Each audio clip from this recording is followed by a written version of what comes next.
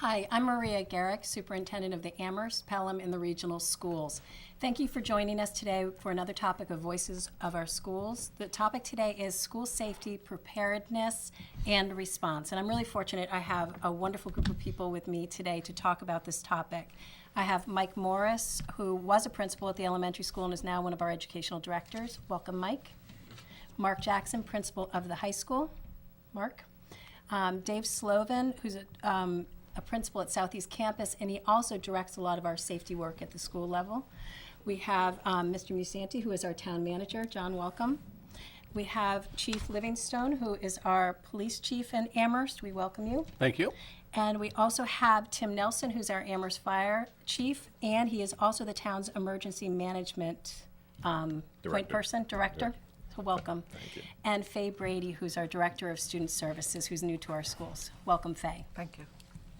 So, I thank you all for coming today, and I thank Amherst Media for allowing us in very short notice to have the opportunity to talk today with our community around this important topic. In light of the tragedy that happened just a week ago, almost exactly a week ago today at Sandy Hook Elementary School, we felt that it would be reassuring to share additional information with our community around our preparation and response to school emergencies. We're going to talk about the strong partnership that we have between the schools, the town, the local law and safety agencies. We're going to share information about our preparation and response plans, and we're going to ask the community to recognize that there's some information that we can't share publicly because this information is confidential so that we can keep our staff and students safe. So again, thank you all. So I'd love to start, if we could, with just talking a little bit about the long history of our working together. I think I've been in the district for about 10 years now, and when Jerry Hockman was here, our prior superintendent, he spent a lot of time talking about school safety. And he really kind of reinvigorated and really started to create opportunities for the schools and the town to partner together to create plans so that we could create opportunities to be much more prepared if something should happen that we needed to respond to. So we've been fortunate that we partner with the police department, the fire, the state police. I'm never going to remember what MEMA is, Massachusetts Emergency Management something. Agency. Thank you, agency. Thank you. We also partner with Amherst College and UMass and Public Health Department, and I'm sure I'm forgetting someone else, but we have amazing relationships and partners with people who need to work with us to keep our students and our community safe. So I'm wondering if we could start a little bit with just talking about maybe within the town, some of the town plans and preparedness. Sure, and I would agree with you, Maria. The partnership with our public schools and town public safety goes back many, many years. There's some fundamental things we do in local government setting, educate our kids, maintain our roads, sidewalks, trails, protect the environment, and keep people safe. Mm-hmm. That's a 365-day-a-year job, and there's tremendous coordination that occurs all year, every year, with our schools. And our public safety leaders, Chiefs Livingstone and Nelson, are with their key people, work very closely with you and the school team to keep our kids safe. So maybe it would be helpful if we could hear a little bit about inherent in the jobs that you all hold and your responsibilities within your department, a level of training for the staff that keep our community safe. Maybe you could talk to us a little bit about that. Sure. I would reiterate what the town manager said, that the relationship that we've got with the school department specifically, has never been better. The communication is excellent, and the trainings that we do have been excellent in the last 5 or 10 years. Ever since really the Columbine tragedy, the police departments across the country had plans in place, but they really weren't consistent, and everybody kind of did things a little differently. And we learned a lot from that tragedy. Specifically, we learned that we need to act quickly and promptly, and that the old system of kind of waiting back for SWAT teams to show up it doesn't work that way any longer. Time is of the essence, so trainings all across the country changed dramatically and continue to change Training in general is an important aspect of what the police department does, not just in school response emergencies, but all emergencies, and really come to the forefront in the last, 5 to 7 years.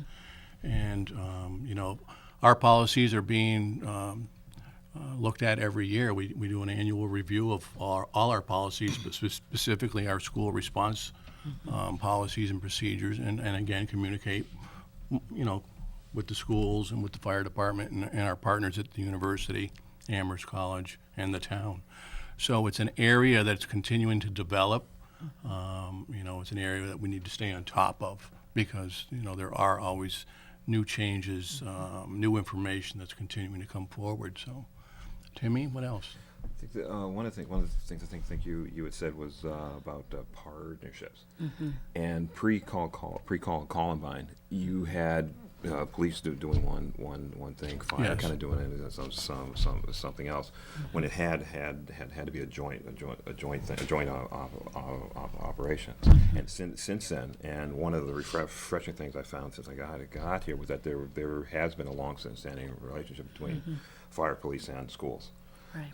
We were beginning to do that from the department I was in, but I found here it's pretty robust, and we've kind of built on that. We're in the schools year round. We train with the police year round, either in scenario driven exercises, and the other part is that we work day in, day out together on emergencies or non-emergencies, and that helps build that relationship.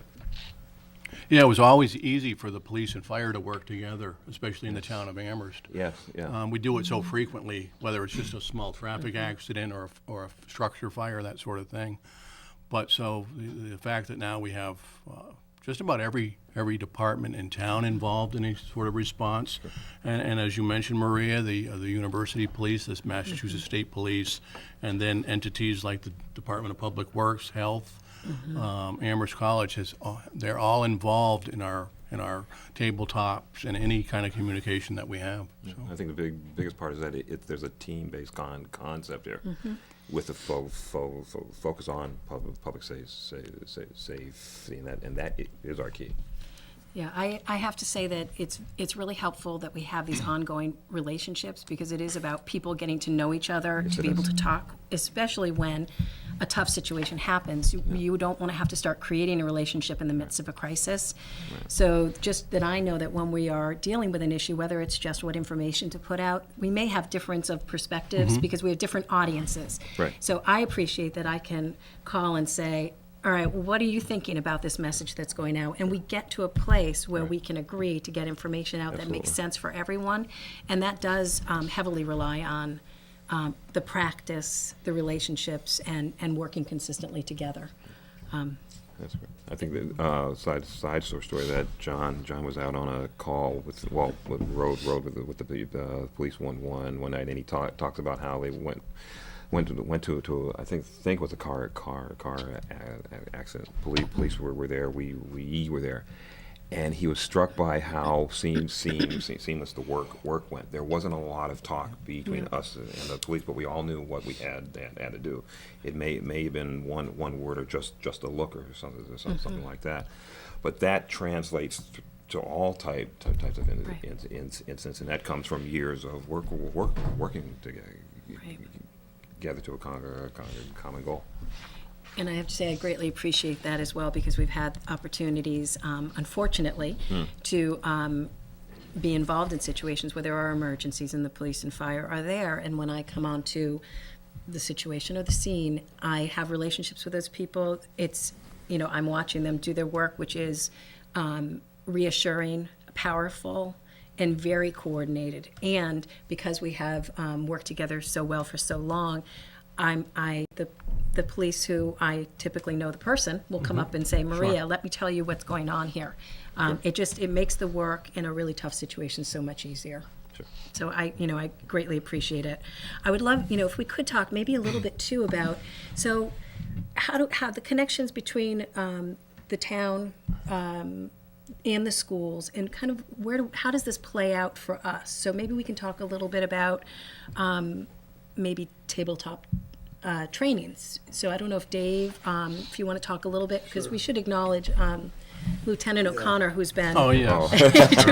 who is for people in the community who do not know Lieutenant O'Connor, he has been very much our lifeline and really has kept us on track with Dave Slovin to keep it real in terms of our planning, because there are times where if there isn't an emergency right in front of you, this can be lower on the list.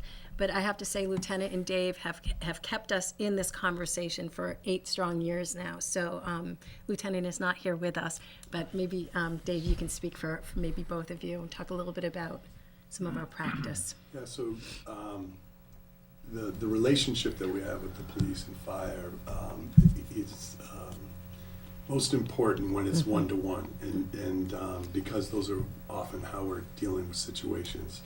And the level of commitment that Lieutenant O'Connor, that the chiefs have put in is pretty significant. Also, Detective Dave Foster has been critical, but Lieutenant O'Connor himself has kind of taken the bull by the horns and really pushed us, and we've pushed him. And so that relationship that we have really has helped us build upon, at things we learn, because this is always a dynamic plan. It's always something that we need to learn from our past situations and our past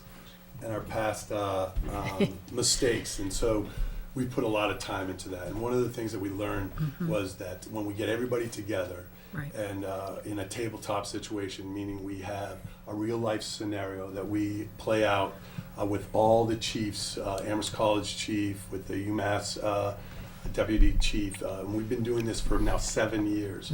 2 things happen. One is that we get to hear the plans of the towns and how coordinated they are. But even greater for me, they get to hear how coordinated our plans are, our school plans are.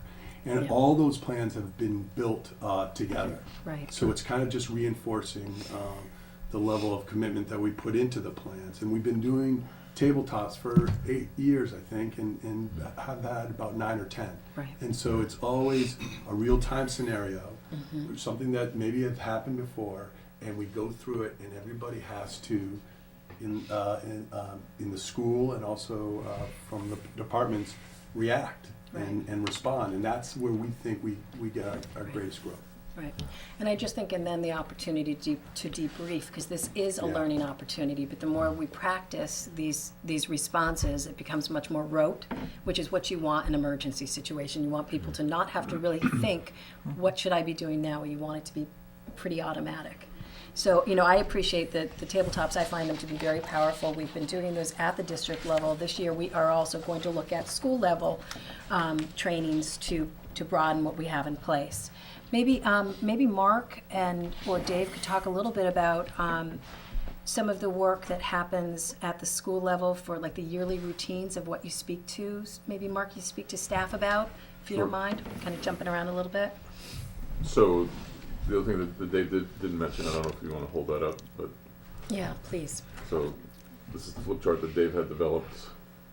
Last year was the first year we had this, so this is the second year, and it's a comprehensive, it's a flip chart format, and it's, you can notice that the tabs say things like medical emergency, threats, weather crisis, and it was an attempt to put good information in people's hands instantaneously, and that was all. Dave led the charge on that one. So, okay. So the question though was, how does the level of preparedness that had just been talked about at the town level, how does that filter down to the building? And so we open the building like as most schools do typically, with 2 days of staff development and devote 1 half day to safety and security broadly understood, and a dimension of that is to review with everybody the steps of lockdown, shelter in place, and mass evacuation. Those are our go-to categories that give us a level of preparedness for a whole range of not good things if they happen. So we do kind of an academic review of that, let people read it again, talk about it again. And then 2 weeks later at the first faculty meeting, we're probably in our 6th or 7th year of doing this. No kids in the building, we drill both lockdown and shelter in place with faculty in real time. Use the PA system, use the passwords. Often APD is with us to observe and give us feedback. Certainly Bob O'Connor has been present with Dave for any number of those things. And the interesting thing to point out was a year ago, we did our annual lockdown and shelter in place training, and then I think a week and a half later it was the bank robbery down behind Ford River. And we went to lockdown, as did all the schools did, and we all had to acknowledge that we knew what we were doing. Right? It happened Goodness. flawlessly. The safety captains were in place, everybody got locked down, cards came out, and it was a real-time applied exercise, and it showed that the kinds of routines that Dave and Bob had put in place had actually paid dividends.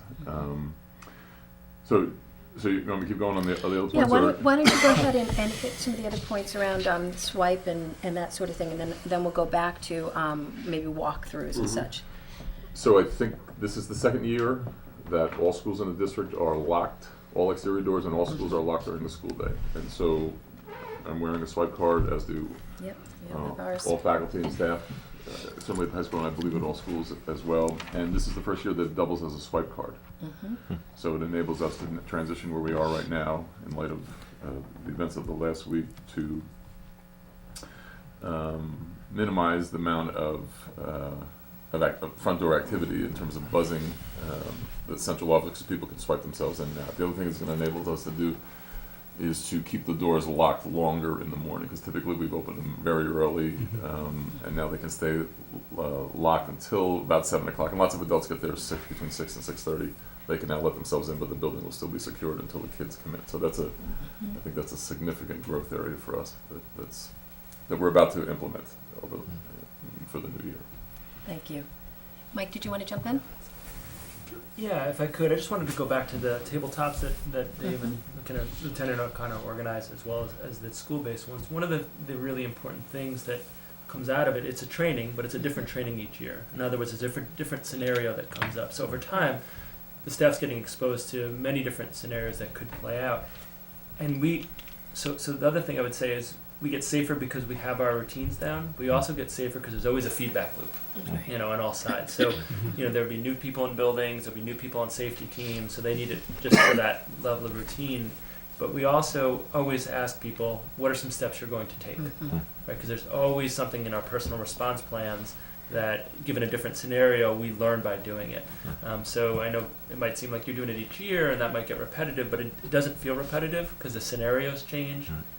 There is changeover in staff, but even for people who have been through 8 or 9 of them, every year you're thinking, oh, well, I didn't think about that one space in the school that the PA might not be right. I mean, we problem solve and then we take action off that.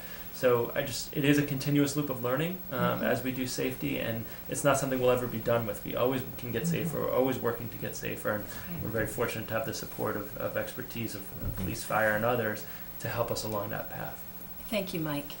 Along that same line is maybe, Dave, we can talk, and Chief, a little bit about maybe our safety walks that each year and as needed, but maybe we can talk a little bit, because I had the opportunity to do some recently, which was great. Yeah, we really appreciated that. Maria was on safety walks. We went recently, yesterday, to every building, and we have a checklist that we go over, and it's related to the grounds, it's related to our procedures, it's related to how we use our protocols, and we go throughout the school and we check and we look for blinds that are broken, we look for places or doors that need fixing, and like Mike said, there's a feedback loop that we're continually improving, making sure that our schools are more secure. Right. And every time we learn something, and the great thing is that you'll go to one school, and yesterday was a perfect example where I saw somebody doing something as a device, a mnemonic device to remember something, and we're going to give it to all the schools. So ultimately what you get is you get the richness from each school, and you also get the kind of continuity of last year and moving forward. It's the same checklist, and the office staff knows that we're going to come in and we're going to drill them a little bit, and there's always that one lucky teacher who doesn't have a class, and we drill them too, and we're pretty soft on them, but at the same time we're looking for answers. We're really looking to say, is our plan in place, and when we see that it isn't, we make adjustments. And so it's a critical place. For the principals, I think it's a reassuring place. They're often busy with lots of things to do, and this kind of lets them take away from that, walk away and just kind of work on safety. And so they get a good walk around and see, hey, have we improved from the year before? And Could Dave, could we talk a little bit about the terminology of shelter in place versus lockdown? sure. I think it'd be helpful for the community to hear the difference. Absolutely. So we've decided we don't have any code words really. We just talk very plain about what our procedures and protocols are. And we have lockdown. And lockdown is pretty much a situation where we're not saying there's imminent threat, but there's a threat in the area. Like in the bank robbery. It wasn't necessarily a threat to everybody, but we wanted to make sure that all our schools were secure. And so now, that used to be lock all the doors a couple of years ago, the outside doors. Now the outside doors are locked, so that's great. So we have that preparedness already having. During lockdown, we actually have the teachers lock their doors and we continue to teach. And the safety captains, which, we should talk real quickly, every school has a safety team, and it's safety captains that utilize their radios, check sectors of their school, and the incident commander, which is usually the principal, will check and make sure that we're all set. So we continue on, we monitor the situation, and hopefully we get the situation under control. Lockdown could be lots of different things. So we've been very clear that we're not afraid to go into lockdown. We're just securing our school a little bit more. We continue to teach. And we want to say it's not scary. Honestly, we want to say we can go, although lockdown sounds it, we just want to say we're preparing. And so we want teachers to feel that one. And so we might do it and then come out of it pretty quickly. If the next situation, which is shelter in place, and it's, really a connection, well, I should go back to lockdown. So we do some preparation. We lock the doors. We make sure that we have attendance. We make sure that, the shades can go down and ready to kind of, if we need to go into shelter in place. And usually what we'll say to the staff, which is really important, and it's important to families too, is that we are going to get you guys information as quickly as we know. And sometimes it's just a kind of a medical situation where we want kids out of the hallways and we have to deal with something. Sometimes it's something else. And so the next piece is shelter in place. And the way we look at it, lockdown's kind of yellow, the yellow light. And shelter in place is red. Shelter in place the threat is immediate. And so we take everybody out of the hallways as quickly as we can. They're not walking back to their classes to do. We get them behind locked doors and we shut the doors and shelter people. And they get away from windows and doors and we kind of stay quiet. Because we know, and the chief can talk about this, we know that incidents happen in a matter of minutes. And every time somebody has to go by a locked door, we get minutes, and that means safety's on its way.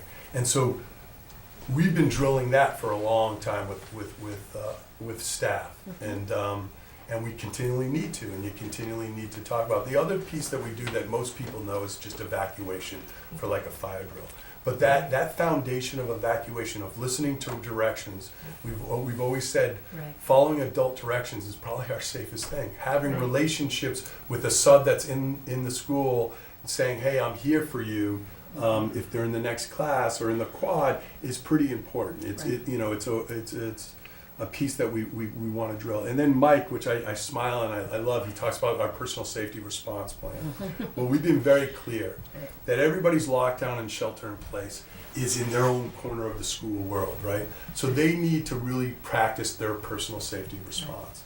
And they need to go through locking doors. They need to take the time to see what does their world look like on that side of the building. The other piece is that the chief can talk about this, and the fire have our flip charts, helped us create the flip charts, and in all their cruisers, they are able to get to us quick and know our jargon, know what we're training on. So it's a pretty powerful piece. Thank you. Yeah, I would just add that, post Columbine, there were policies and procedures in place, but they weren't universal. A lot of different agencies did things differently.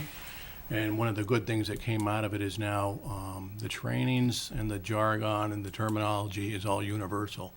So when we have, I think people who watch the news on the Connecticut shooting realize that there were responses from multiple police agencies and fire agencies, and they all knew what to do. You know, unfortunately, other things we've learned post-Columbine is that most of these incidents are over in relatively quick time, usually 10 minutes or less.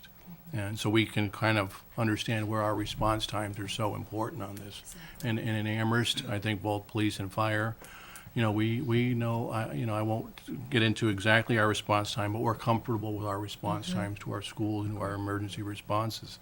So, you know, these are good things that come out of lessons learned.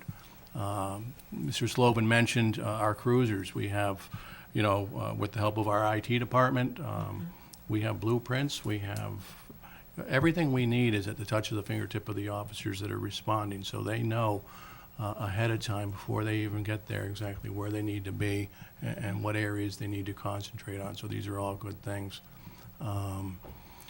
What else am I missing? And access to our buildings, you have. Access to our buildings, you know, very important because yes, if we're responding, in all likelihood, it's going to be in a shelter-in-place incident, and we'll need to get to any area of the school quickly.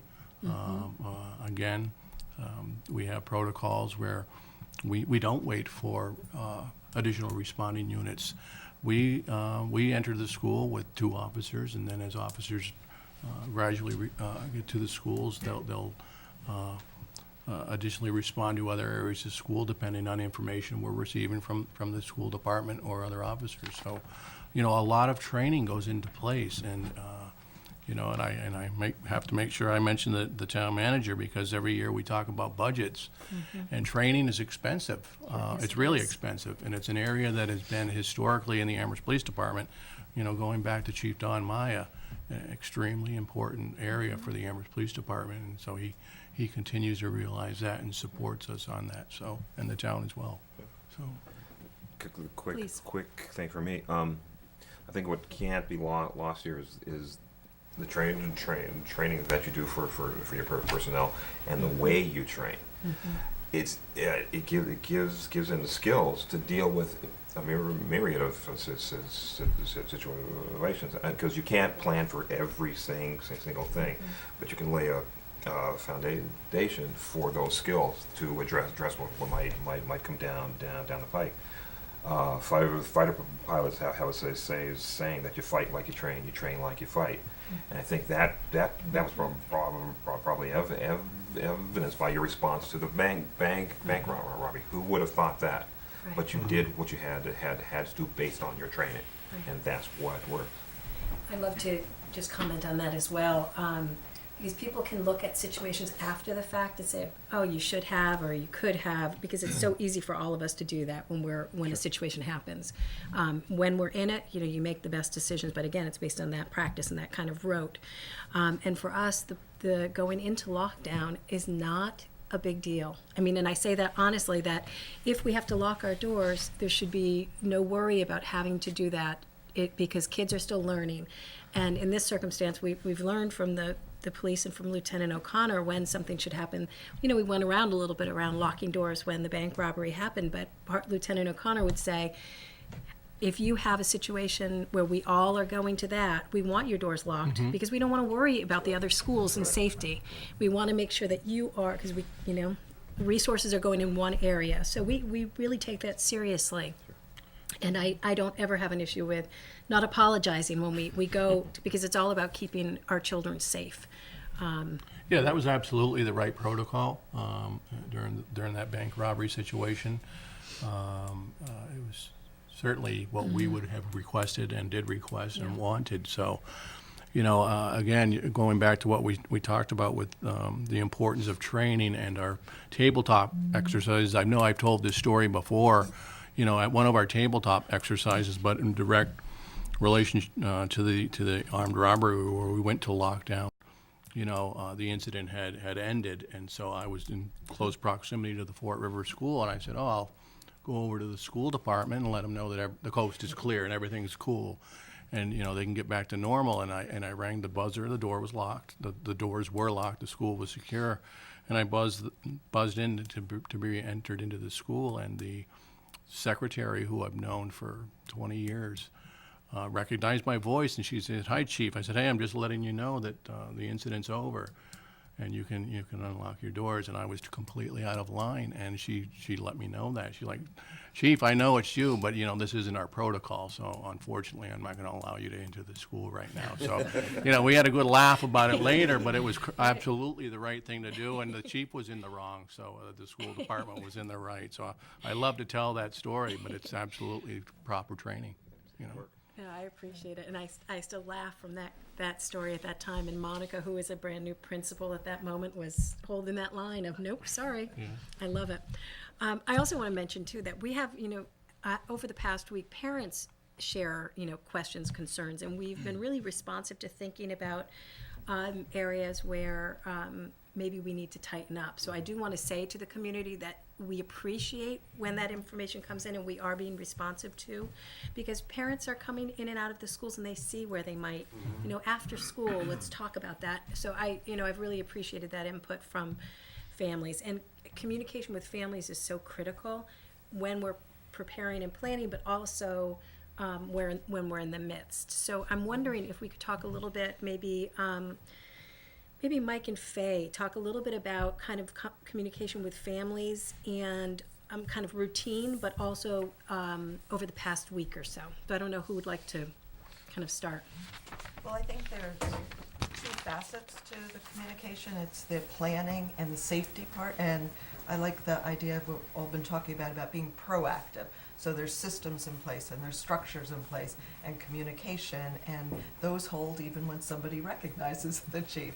So there's the safety piece, and then there's the crisis response. And I think when we communicate with families, we're doing both. We're talking about safety so that everybody is well informed, and then we're also talking about if and when something does happen, how are we facilitating good communication so that people feel comfortable, as well as the feedback that families give us. And I'll just touch a little bit, and Mike, maybe you can then talk a little bit on the safety part. One of the things that we've gotten this week is a lot of feedback from personnel as well as from families about areas that maybe we need to sit and reflect on and look at, and where we can get better, and how it's always an ongoing process of what can we do better to ensure our safety. And that's been really appreciated this week, because sometimes when you're in the schools, you get used to it. You're there every day, and it gets routine, and families see things that we don't always see. So it's been very, very helpful. I think one of the things we're looking at is when somebody comes to the door and they buzz to come in because the doors are locked, what are our procedures for letting that person in and having them get to where they're going to? And we're looking at maybe tightening that up some, and making sure that when somebody buzzes to when they enter, that we follow that process, that it's not just come in, and then we don't really know where that person is. So we're reviewing that. We have some steps to take, but I would say in the coming weeks, people will see an immediate change, and there may be more changes, so that when somebody goes to come in, we will be having them come to the main office. We'll be monitoring that when they come from the door to the main office, because some of our schools are structured in a way that's a little more challenging. And we're looking at that piece. Families have brought that to our attention. And then, once somebody signs in, how do they get from the office to where they're going? And so there may be more times where somebody is escorted from one place to the other, so that we're really looking at tightening up some of our safety procedures. That's just one piece. I don't know, Mike, if you have other safety pieces? So I think one of the safety pieces that's important for this whole group is our communication to the larger community of what we're doing. So for instance, in this situation, the group came to a decision that we did want police presence at arrival and dismissal times this week at the schools, but we also wanted to communicate that out. So we did communicate that out Sunday night to our families, because we didn't want people to have a misconception the police were there responding to an incident. Right? We wanted them, and we got lots of positive feedback. People felt very supported by having folks there. But if you don't communicate that out, people can sometimes come to false conclusions. And so we really want to let people know what we're doing so they have a sense of the safety procedures we're taking, and really make sure they're clarified. I think, continuing that theme, I think it was yesterday or the day before, Kimberly Stender, who works for the schools, and Sergeant Orocho from the police department, filmed the PSA on bus and crosswalk safety. Because safety, we're talking about, everyone's thinking about Connecticut, but safety is a very broad category. We want to make sure that we're keeping our kids and families and community as safe as we can in Amherst, and that depends on everybody. It's not just depending on the people at this table or school and police. It really is the larger community that also has to participate in maintaining the safety of our citizens here in Amherst. So we are trying to reach out. I know at the schools often sent out additional information. For instance, the mental health of our kids. So this was a really hard situation for parents. Do I talk to especially if young children, do I talk to them about what happened in Connecticut? Do I not talk to them? And they really they needed to know from us what we were going to do so that they could then take the steps they wanted to do at home. And so we communicated at what grade levels was this going to be a topic conversation, what grade levels do we feel like it wasn't developmentally appropriate. I know the high school sent out additional information related to our older students in the Amherst Public Schools. So we really tried to communicate as much as we could, both on the safety side, the transparency side, so that everyone was on the same page, and also on the mental health and how we're supporting kids in a real time where they may see a school crisis on the TV or on the radio or the internet. I would just add, Mike, on that, and it just came to me, when you mentioned the school bus accident, social media being what it is now, it's difficult, especially for parents. They want information quickly now, and if it needs to come from the school department, there needs to be, some consistency and more importantly, accurate information. And that incident in particular, there were tweets coming from the public that were completely incorrect. Exactly. We were receiving calls, at the police station that it was just immediately about the incident, and it was all incorrect information. So, people need to understand that there needs to be a little bit of time where people can communicate the correct information out to the public. So it's an added challenge for everybody. Well, I'm not sure we'll ever get ahead of social media. Probably not. But it does add a piece to how are we going to make sure that our communication to families, that they can trust that it's there. And I think, like this week, we used our website to post information, to create links for people to have resources, because when things happen, it affects everybody. And people have a lot of different questions and concerns and feelings. So I think it's important that families know to go right to the website. And within a very short period of time, we will get information up there. And we won't, Continue to update. and we will continue to update it so people have reliable information. But in terms of those links, and I think, Mike, you were speaking to that, the other people who aren't here with us today, but I really believe deserve great acknowledgement are our UMass partners in the Psychological Services Department, that they were immediately in touch with us about talking with how they could support us as a school district, as our faculty, our students, and our families, and they've been fantastic, supplying us with additional resources, really partnering with us, as well as offering, and hopefully people out there in the community have seen, that there were sessions available for staff members who might have some additional concerns that they wanted somebody to talk with, either in a small group setting or individually, that our UMass Psychological Services partners were here the last 2 days offering sessions, as well as some sessions for families and for parents to come to. Although those links were on the website and people had people to talk with in the schools, sometimes it's good to access somebody outside. And we had a couple sessions by the UMass partners for parents to come in, receive some information, ask some particular questions. These are not routine parenting topics that somebody is covering in their family. So it was wonderful to have them. And they're continuing to be available to I think us. we're going to also add the link to the UMass Psych Services to the end of this segment so that people could reach out if they Great. need additional support. And they have offered ongoing, Yes. I think a couple Yeah. sessions or Yes. something too, which is great. So they've been really a wonderful, wonderful resource. And this whole idea of partnering, because when there are things happen, when it's not something just being proactive, but when you're having to react, there's an endless amount of things to do and bases to cover. So to have a whole bunch of resources along with the clear communication, and I think a number of people have talked about that, but as to who's in charge and who does what, and really defined roles and responsibilities so that people don't have to think. Right. People go on more automatic pilot, and then we just kind of start doing the work that's required to do. Yeah, I was just going to add, both Faye and Mike have talked about this notion of continuous improvement in all the various protocols, and that includes how we communicate. And even in my short 2 years as town manager, we've had multiple incidents where we've had to convene our emergency management team, a couple of train derailments, we've had tornado scares, we've had water emergencies, and we've had the October 2011 ice storm with extended power outages and things like that. And one of the lessons learned, particularly from the October snowstorm, was how we communicate. We have a well-developed reverse 911 phone system. The school has a variation of that called Connect Ed, and I receive those as a parent, and text alerts and things like that. That's all helpful. But if you don't have power in your house for up to a week, like we had in that October storm, I had a lot of feedback saying, thanks for those phone messages that I just heard from the town manager, Right. but I wasn't able to listen to them until my power was restored.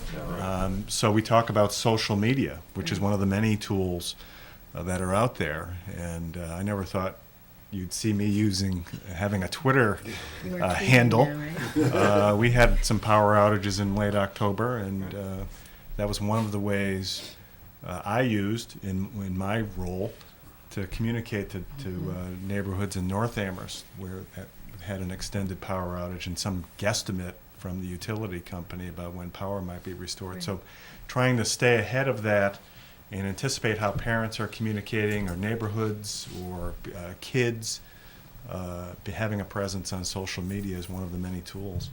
I'd love to just comment on that as well. Mike has brought us into the 21st century. We are now tweeting as well, so we're all trying every way we can to communicate well with not only each other but with the wider community. But I also just want to mention that the EOC, or the bringing everyone together when something happens. It's great because we have real-time information we're sharing, we're planning together so that it's coordinated, we're not tripping over each other, which really matters.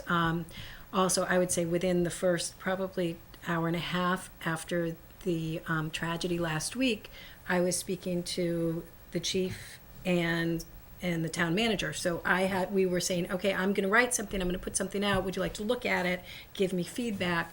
So just being able to make that phone call to the cell phone and say, I need some help here, and have someone on the other end who's willing to say, okay, let's talk about this and figure out next steps, is unbelievably powerful. Because it's never an easy situation to be in for anyone. We have probably about 10 minutes left, and it might be helpful to talk just a little bit about, so if you were to receive a call from our schools, and I won't go any deeper than that, but if you were to get a call, let's talk a little bit about what that might look like. Response coordination, if we had to evacuate our schools, what would that look like? And then a little bit more maybe around communication, and then we can wrap up. So, Sure. I mean, obviously, in all likelihood, the calls for assistance would come into our communication center, which is, and I guess I neglected in mentioning them because they are a very integral part of our training and very professional, one of the top communication center in the state. So, Mike Curtin does a great job running that, but they are very much a part of all the training that we do, and they would begin the immediate communication with the shift commanders, and then a response would be immediate, And again, I won't get into response times, but I can tell you that I am very confident in our response times and feel comfortable with the fire departments as well, that it would be immediate and in massive numbers of people, not just in our police agency, but in fire. The University Police Department is part of that response. The state police is part of the response. So then we would have a number of staging areas where members of the town hall staff, Mr. Musani, myself, would go. Various areas around which particular school would be involved where we would stage. And then mostly it's all about communication. It would be communication from a member of the school department. Those lines would never be, ended until such time that they would need to be. And then, of course, the communication that we would be receiving from the officers on the scene. Depending on the incident, we have, again, the trainings that we do are for a variety of responses. So depending on that response, whether it would be a school shooting or just some sort of a medical emergency or a train derailment where we needed to do evacuations, all of those types of incidents have very specific protocols, and we train for them. So, Thank you. Just to echo what Scott said, for us, we're there to support the police department in the operation from an emergency medical standpoint. But we do train a lot with them. We know what our role is, and we can bring a pretty large force to bear to assist them. And our focus is on them and anyone who may be in harm's way. We're there to take care of them, triage, treat, and transport.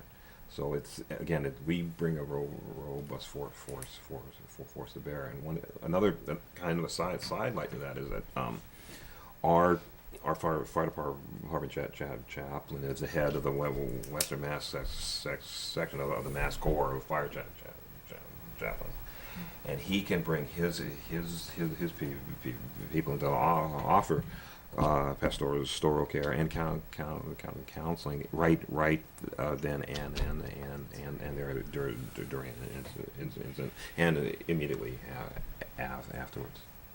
Thank you. I would like to just mention, and then I'll go right to Faye, is that the level of professionalism when I have seen your people respond is impressive, and with a level of care and compassion. And that's critically important because we're dealing with people, with staff and with students. And I've seen the combination of both is what's really unique. I'll speak for Scott. We both have very good people. Yeah, we I'm both, impressed. and we're proud of that. You should be. Faye. Well, those are such important aspects of dealing in the aftermath of something that is heightened everybody's emotional state. So that's a crucial part, and not an easy mix to maintain safety and compassion and all of that at the same time. So that's a wonderful thing. And I think in the district, should something happen and we're having to call our community safety people to help us, I think what we have is a well-defined flow chart and crisis teams that we will have at a district level with identified roles and responsibilities of who's talking to who and how is the communication, very, very specific, with through lines to the schools, which all have their crisis teams and knowing who's going to do what. So it's so important to have that structure there. So you don't have to think and everything goes on automatic pilot again. But that through line to the schools, because a situation could involve one school or it could involve all schools. And how do we identify that and what do we do? So those are important procedures to have. So just picking up on Faye's comment of through line, so from Scott to Faye to the building, or from Scott and Tim to Faye to the building, I think it's useful to understand the structures that play out inside the building. So my previous comment was about the nature of training that goes to the faculty. And then there are two other equally important groups that are subsets of the faculty that bear on this question. One is our safety captains. So we have people who do not meet kids on a set schedule. Right, so these are guidance counselors, psychologists, administrators, secretaries, custodians, these are people who carry walkie-talkies and are in a position to respond to an emergency and don't have to worry about immediate custodial responsibilities. So if a lockdown call or shelter-in-place call was to be made, there are zones for them to report to, and they have a series of protocols that go into managing their zones to make sure that everybody's in the right place. So this is a group that we meet with, we refresh with, and they take themselves very seriously. They never leave an office without a walkie-talkie in their hand. Right, so if a call was to come in, regardless of where they were in the building, they would be in a position to respond. I think the other through line that Faye began to mention was there's a crisis response team that I believe all schools have some version of. Guidance counselors, psychologists, people who are in touch with kind of the psychological pulse of the kids and the adults in the wake of something significant. And they typically meet, because in this situation we're in a reactive position, so they typically meet post something to make an assessment of how the kids are faring, how the adults are faring. Are there any of those resources that through Faye's office we could bring to bear to support people in school? So those are two existing structures that are common to all schools in the district that are practiced with and trained, and again the through line works all the way back to APD and AFD. Thank you, Mark. That's really helpful to clarify, because I think the level of coordination for people to, and it's hard to understand when you're not seeing it actually happen in real time, but the level of coordination is critically important and impressive. So I want to give opportunity for others to share any other thoughts or points that you'd like to share with the community before I wrap up. Yeah, so we're often talking about the incident as a situation that just happens, but there's preparation for those incidences that we're talking about, training, and then the incident occurs, and then there's a whole post-incident, and that's as you see at Sandy, that there's a lot that goes on after that, and so our planning doesn't stop at the incident. We have a whole plan for after the incident with the police, with Amherst College. And we have a family reunification site at Amherst College, and it's critical because we want people to be taken care of there, and we want parents to be able to be there so that they can reunify with their kids if that is what is needed. And Amherst College has been on board totally, but the deal is also UMass is involved, and so in any of these situations, the whole community gets involved, and it's and so I wanted people to be very aware that we're clear about the needs of mental health needs, but when there is a critical incident, there's a whole bunch of other steps that we're preparing for.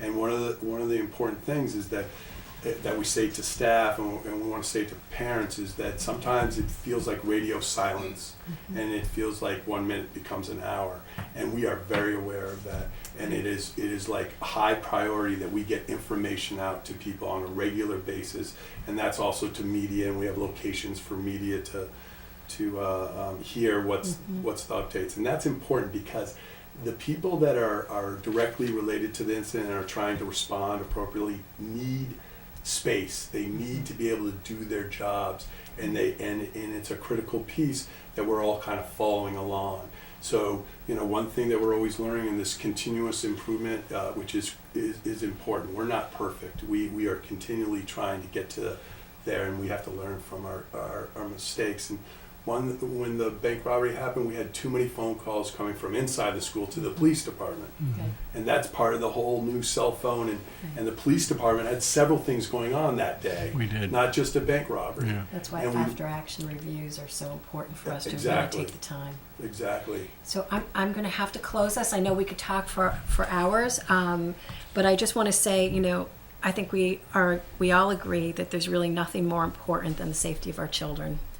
And I feel thankful every day for the partnerships that we have, the preparedness, and that we work so well together as a community because it makes us stronger because of our partnerships. I also just want to mention too that it's important that we have our partners come into our schools so that our kids get to see our officers, see them reading books to them, playing basketball, visiting, because it's important for all of us to see officers, not just when it's an emergency, but it's part of our community. This is how we work together to feel safe, to be safe, and to to be a member of our town and our community. So we're welcoming you all into our schools, and we love to see you at our first day events, and I know there's a pancake breakfast and lots of community events where we all come together, and I think those are powerful moments, at least for me. So again, I thank you all. I'd love to say to the community, if people have additional questions or concerns, or recommendations, they're more than welcome to reach out to any of us. We're here and we're continuously improving and reflecting on what we're doing. So feedback is welcome. So thank you all. I appreciate it. Okay, good. Thanks.